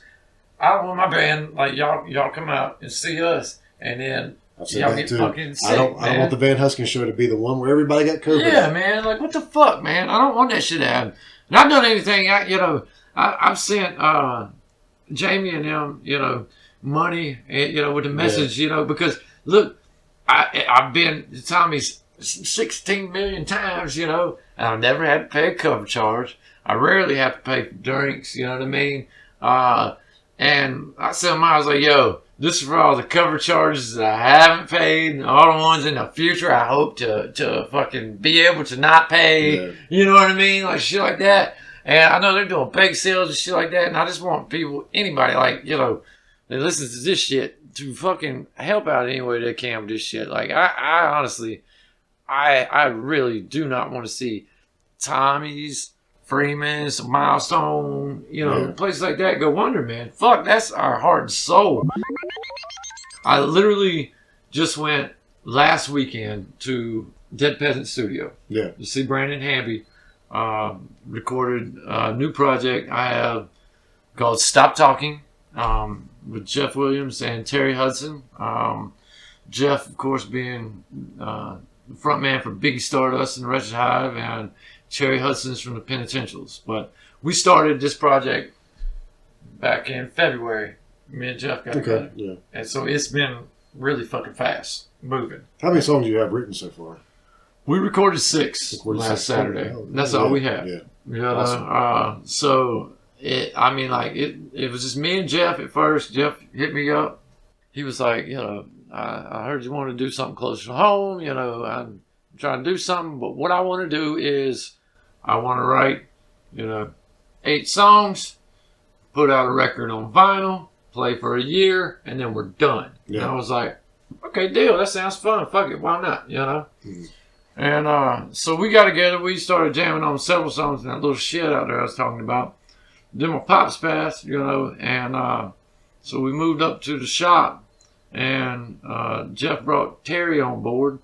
And I like I said, I jammed with Terry. I played a show with him with Trash Room and the Penitentials for a Sex Pistols deal at Snuggs Harbor. And that was with Jeff Clayton, and you know, he had some other folks involved, Michael Earl. Yeah. They were all in that band, like actually doing Sex Pistols songs. We didn't cover anything. Yeah. Neither did Terry's band. So, but it was a fucking great night. Well, me and him met there. He remembered me. I was vague on the fucking incident. You know how I get a show. But so yeah, I knew him. Terry's a fucking sweetheart. Jeff is damn wow, man. He's crazy, man. I love him to death. He's been easy to work with. Yeah. I'm sure there's folks in the world that have fucking their grievances with him that ain't got shit to do with me. I know him and Eric have fucking their, you know, shit going on. Eric also says that that's like Jeff's one of those guys that he can get along with after they go out. That's how he is, man. Like that's how he is. Like he's opinionated, and that's how he is, man. But like he's been good as gold to me, and it's been a fucking lot of fun writing these songs with them, man. It's real. It's more of a traditional type of punk sound, kind of, but it's got a real rock vibe to it. It's not real fast shit. To me, we have one song that's that we put out, and it's about the damn Taco Bell Strangler that was in Charlotte and shit. And it, to me, like when I listen back to it, has a very like misfit vibe to it as far as the tone and shit. Hell, Terry is playing bass through a fucking crate amp that I have. Yeah. That Mike Benson, Jeff Williams, and Brandon Hamby have all shit the bed over. Wow, that, like, I don't understand. Like, a buddy of mine left it here, and I've kind of ignored him over the years, so I'm getting it back. But it's 412 crate cab, and man, like Jeff first, like he looked at it after we got done like playing for the first time, and Terry's like, "Man, what the fuck, man? You know, what's the matter?" And he was like, "Man, I'm pissed, man." He was like, "Why?" He was like, "Cause I've spent so much money trying to find that fucking tone right there. I could spend $300 on a fucking crate rig, you know." Right, yeah. And so, but yeah, so we started doing that, but we went to Elkin with Brandon. Brandon works in healthcare and shit. You know, he works at a hospital. So we went there. He did shit properly. It's in, you know, it's in his basement of his home. He's got his wife and his kid there. You know, we masked up before we fucking went in. He, you know, ear temperature, you know, checked all our temperatures and shit before we went in. You know, and made it real cool. Like everybody's comfortable. That's the kind of measures we need to take moving forward on any of the shit. Yeah, yeah. You know what I mean? So it can be done. We can continue to make music. We can play live music, but it has to be done in a way that everybody's fucking safe, man. Ain't no point in putting nobody's damn life in risk over the bullshit. You know what I mean? I love playing. I love people enjoying listening to it and having a good time. But I don't feel like dying over shit, you know. Not at this point. If I was gonna make millions, then I would have been out in the 27 club, you know. But give me some hazard that ain't happening. So I'm in the 40-year-old club. So that's all be cool, man. Yeah, I wanna. At this point, I want to live a little bit longer. Yes, exactly. When I was in my 20s, that 27 might have been okay. Exactly. Like at that point, I was like, yeah, fuck yeah, man. Let's run this shit over and get done with this shit. Yeah, let's be rock stars and be done with it. No, at this point, man, I'm happy to fucking be able to be playing and doing this shit. Like I'm thrilled to be in the amount of bands I'm in, to be sought after as a damn drummer at all, you know what I mean? I'm not the most talented motherfucker in the world. Like I say, if I can't dazzle you with brilliance, I'll baffle you with bullshit, you know? But, you know, so, you know, Trash Room is still, you know, we're still going. They, you know, Mike has a side project with Dead Regions. They're working on something new. That I can't speak on because I don't know necessarily the details on it at all. I've got Stop Talking, which is a really, we just started that shit. And then, you know, I just joined the Flight Risk. Yeah, I was going to say, you know, speaking of Brett, you mentioned him earlier. Yeah. And the fact that we can't play shows. We really want to be able to play a show so we can finally celebrate Brett's life. Absolutely. But when Brian told me, it was like the night before you kind of announced it on Facebook. I was talking to Brian, and he told me about you were the one playing drums for him now. I was like, perfect fit. Man. I was like, I can't think of a bigger Flight Risk fan. Bigger fan. You're just a huge fan of local music in general. Yes. But you love the Flight Risk, and I just feel like your energy fits their energy so well.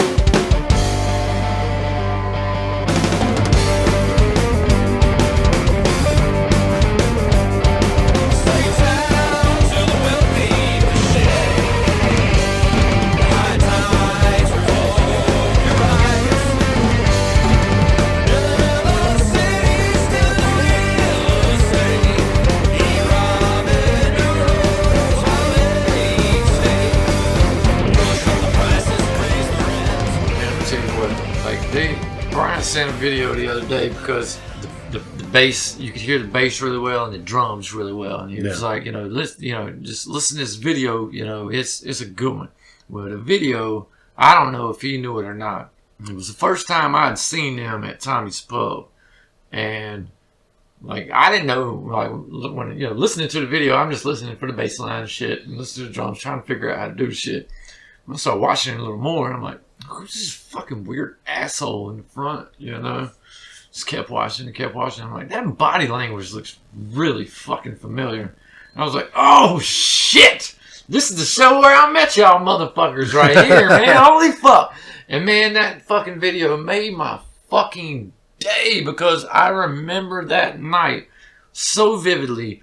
The lights, the smoke and shit, man. And like that whole deal, like it took me, I remember like talking to them afterwards and I was like, man, and granted, I drink a lot. And, you know, not a lot, but when I'm at a show, you know, I have You tie one on every now and then. Absolutely, absolutely. I get up and go to work every day sober. And I come home and I have my shit. But when I go play, holy moly.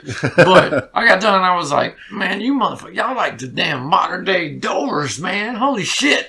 I need to eat some shrooms to watch you motherfuckers play. Holy fuck. But that moment in time, man, I'd already known Joey and Brett from fucking, Fire Marshal Bill. Yeah. Like, we played with them from the gun and shit. Joey had that fucking wild-ass looking SG with, like, the fucking, like, tie-dye looking shit that goes into the pick guard and everything. And I was always like, man, that fucking guitar is fucking awesome. He was like, thanks, man. Everybody says that shit's ugly. And I was like, that shit is wild, bro. But I met them two then, man, and I'd always been just, like, really cool, man, with them. Brett was always fucking super cool. And at that point, he was playing drums in the band and I was doing vocals. And so he didn't know I played drums on anything and shit. And so then, you know, once I saw the fucking flight risk on that night, I was like, oh my fucking God. So the next morning, you know, I messaged these motherfuckers like, yo, God, that shit, I want to be like the honorary electric triangle player, you know? And they're like, all right, deal, you know, you're in, you know, and shit. And I just fucking loved them. Like, anytime I saw them, I was just like, cool. And like, not just music wise, like, when I'd hang out with them, Brian, Jason, fucking Brett, or Joey, like, man, it was just like fucking chilling with fucking my normal peeps. Like, yeah, like you've known them forever. They're fucking exactly. They're just cool guys. And it was just like, you know, there's no effort. There's no effort in just enjoying their fucking company. You know what I mean? So anytime I was around them, you know, like, we would be playing Trash Room and Flight Risk, Van Huston, whatever.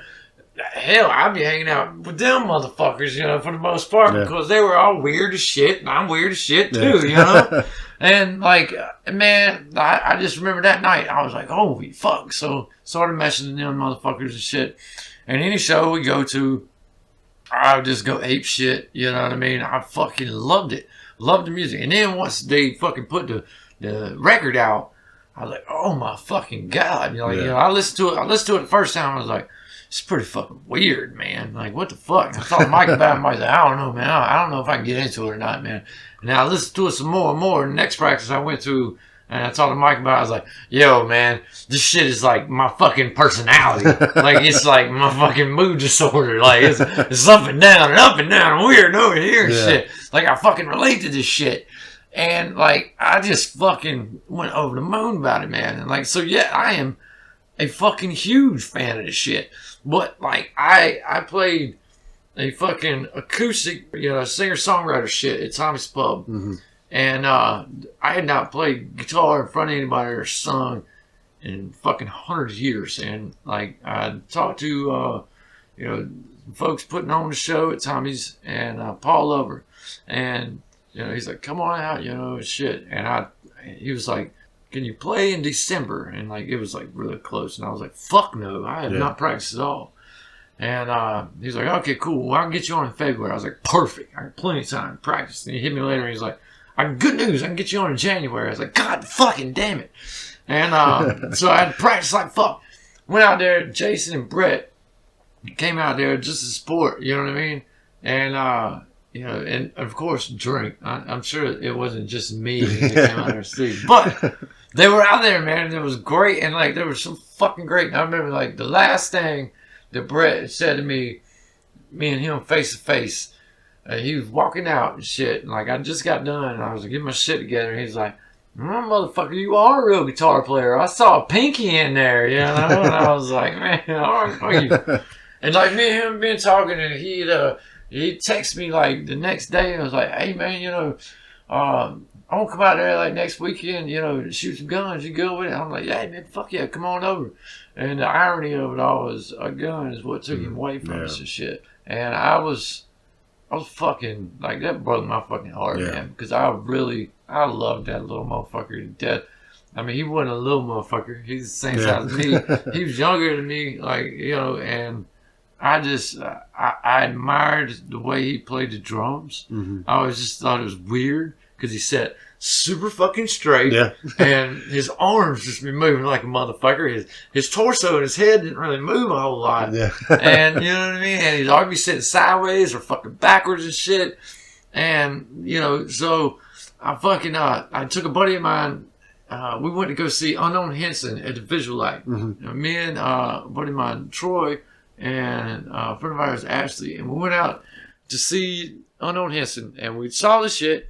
And, you know, night was getting over, and I was like, yo, I know the Flight Risk are playing at Milestone tonight.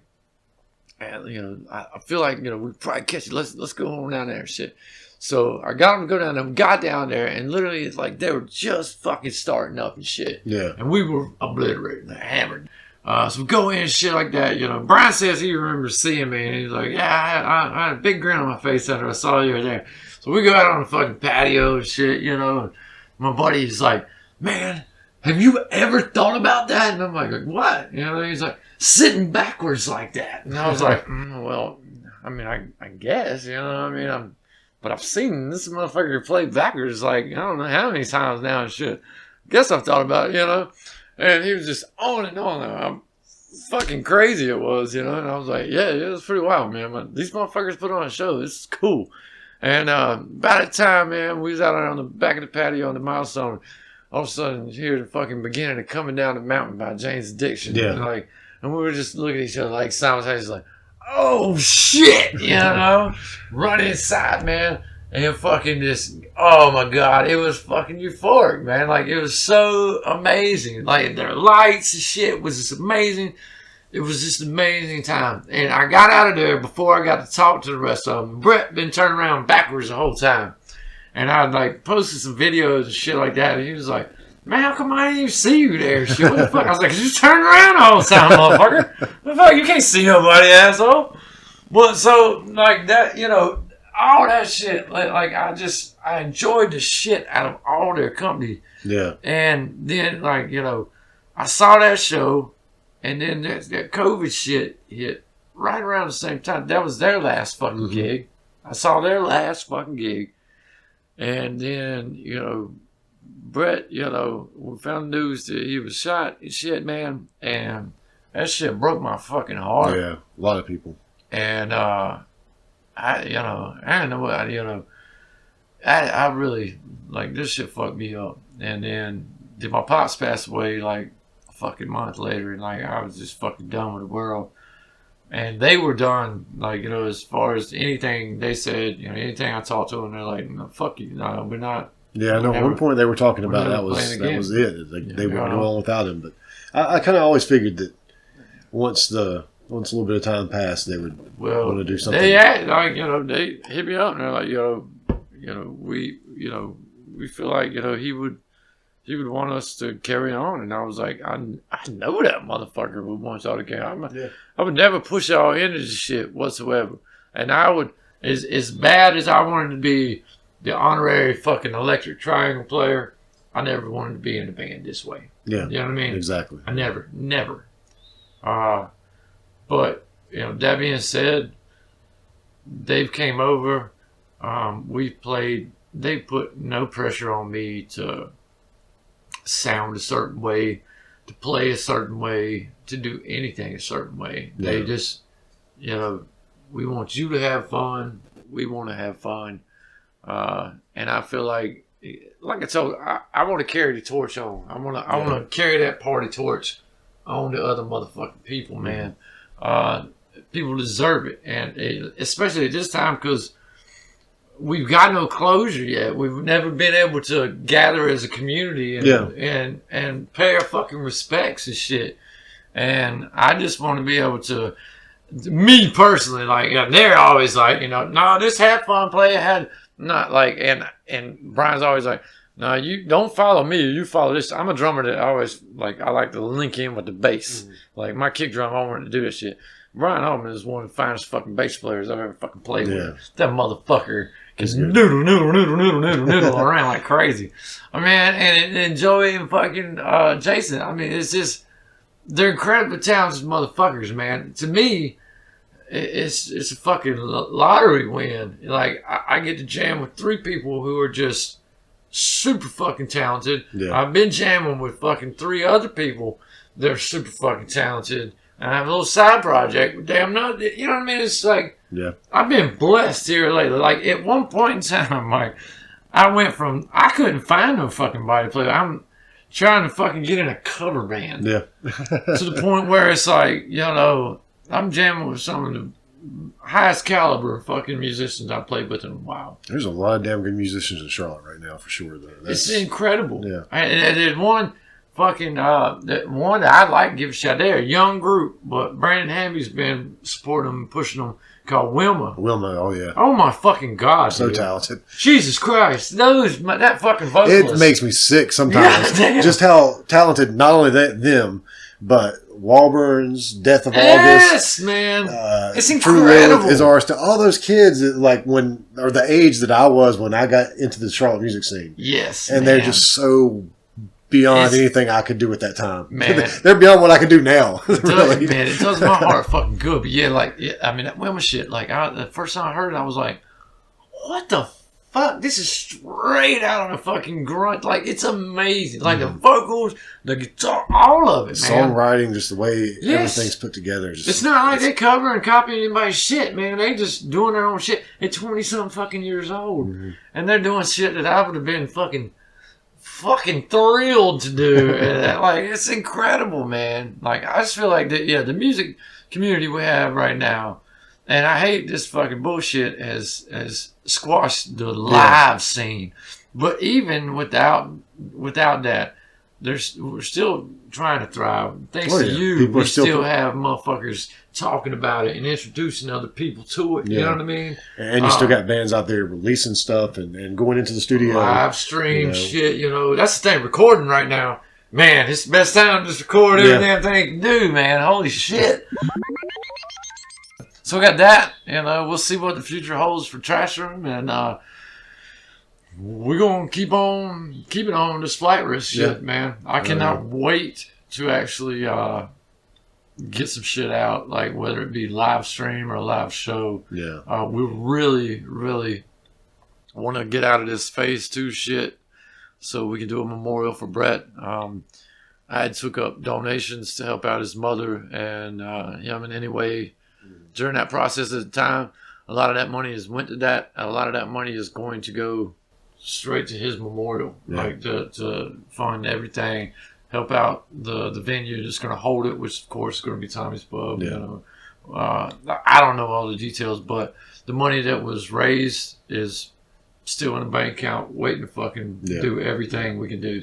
You know, I just I want people to know that. I don't want people to think I did some bullshit. And now I have every bit of that money. I've asked the band members how to accolade any of that and going forward. You know, we've helped his mother. I know Jamie and other people have took up donations to help out with his dogs and you know, his roommate and stuff like that. Took those on. But it fucking sucks that we haven't been able to give him a proper salute. Yeah. And that's what I want to be able to do. We will eventually. I hope it doesn't take till next year, but you know, if it does take until next year, we're still going to do it. We're still going to fucking do it. And I feel like, you know, to me, like losing my father as well. Joey just recently lost his father as well. Mm-hmm. This is a huge therapy release for all of us. Yeah. So far, they've all been coming up here and us playing in the shop, and it still sounds like the flight risk. You know what I mean? Like they sound like the flight risk. It's just me fucking trying to be capable to even fucking keep up with the shit. You know what I mean? Because Brett was just like a master of fucking just. To me, Brett played like fucking, you know, Keith Moon. Like, it's just a constant fucking roll. Like, just constant. It's like, goddamn, I'm more of a fucking beat oriented, you know, and then put in a fucking feel, you know. And what I'm trying, and they've always said, you don't have to play what he played. You play how you want to play it. But I want it to sound like him. On the songs we have that he's recorded on. I want it to still sound like him. I want to play those fucking rolls. I want it to sound the same way people remember it and shit, you know? Yeah. They have fucking enthusiastic fans, and I don't want to disappoint them. I want them to enjoy it the same way. Oh, it's very challenging, and I think, like, you know, when the Flight Risk, you know, announced I was going to play it, you know, the members of Trash Room, you know, they kind of got their feelings hurt a little bit, and I think that's a big reason, because it's very hard to manage just playing with them. I already had a side project and shit, and I understand where they're coming from, but to me, I want to do it all. Mm-hmm. And trust me, my eyes are bigger than my stomach a lot of times, you know. Yeah. But I'd like to have the opportunity to organize it at the very least, you know. So that's what I'm trying to do. It's not easy, and hell, I feel like I told them, I said, you know, once I turned 40, my pops passed. I said, I'm gonna play as much music as possible. I said, now when I said that, I didn't exactly say how I was gonna be able to do all that shit. You know what I mean? So I'm still trying to figure all that out, but I want to do it. I want to play as much as possible. The fact that I can drive myself now, and I don't have to make my wife, you know, drive me to shows and drive me to practices and stuff like that is a huge benefit, because God bless her, you know, she, you know, has been out to every single show, seen every practice, you know, and you know, they're great. The kids have always been great, you know, they've always been super supportive, but I don't want them to have to go to one because I can't get there, you know what I mean? Yeah. So the fact that I can drive now, okay, you know, I can't drink and drive. That's one big thing. So now I'm sober for a lot of practices and shit like that, which is a completely new ballgame as well. Yeah. You know, I think it's beneficial in a lot of ways. It definitely keeps me on my damn, you know, my ones and twos, you know. But now, and that's one thing, like the Flight Risk came here, the first couple practices, and Emma's like, all right, Trav, like, do you have to be stumbling drunk every time you guys practice up there on it? I was like, no. I feel like that was a couple therapy sessions. We're going to do a practice from here on out. And it was like, we literally just ran through their set, like their whole entire shit. New songs that I'd never heard. And like, we just ran through it. Like, whereas now, next week we're practicing at like 7 o'clock on a Wednesday. You know, it's like, we're going to focus on 2 to 3 songs. Yeah. Tighten that shit up, and then we'll go from there, man. But I'm really excited about that. Oh, yeah. I love those guys. They're great people. And then toward the fall, you know, September and shit, get back up with Mike, Angela, and Amber, and see what we can do, and we'll hash out from there. See if we can get some fucking new tunes out of that. We definitely got a few of them. Mike continues to write riffs. He is the riff meister. Yeah. Like, I feel like there's 10 billion riffs that he has never let anybody see. Like, he's just constantly just like, here's another one, here's another one, here's another one, here's another one.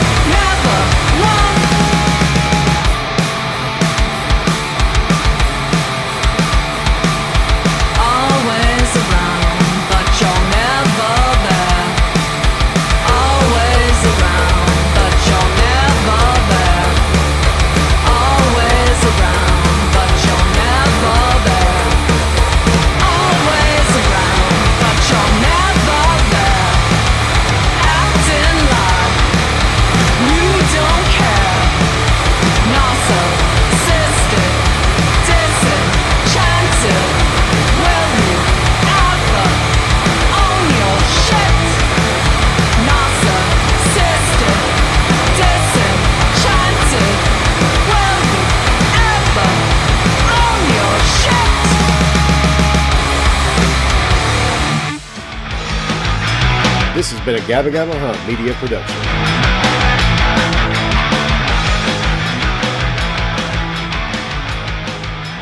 Just with the bass, it doesn't even sound like the same fucking songs. I'm like, what the fuck is it? What is this? You know, he's like, oh, this is so and so. I'm like, what? And now I have to stop, play the shit on the phone, like, oh, okay, all right. God damn, what are you doing? Never heard that shit before. Like the one song that I know, like, you know, that I could definitely, like, I was like, this is the one I'm gonna start with because I know I can do that. It's Hot Trash, you know, because it's like just a bluesy, like, bow, bow, you know. And man, that shit sounded so good. Like the first time we played, I was like, oh my god. And like to hear it all up in the shop, like with my dad, you know, it was in my dad's shop, and he would have been fucking thrilled about this group. Like he would have fucking loved it.